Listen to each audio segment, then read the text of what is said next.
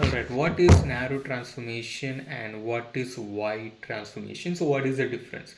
So, very simple, a narrow transformation is a transformation that does not have any shuffle. So, shuffle is basically the movement of data from one machine to another machine in a cluster, right? So, if there is no shuffling, then we say it is a narrow transformation. So, narrow transformation has no shuffle, right? So there is no shuffle.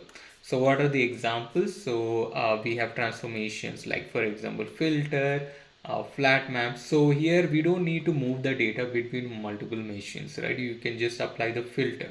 So those are basically the narrow transformations. Now, contrary, the wider transformations are the transformations that has shuffling. So examples like you have the group by key. So in order to group, you need to bring all the uh, common keys together into a single machine, right? So again, another transformation, reduce by key. So you need to bring all the same keys into a single machine to actually do this aggregation. So this is basically the wider transformation. So narrow transformations do not require shuffle and wider transformation requires shuffle. So that is the basic difference between a narrow transformation and a wider transformation. So that's it, and I'll see you guys in the next session.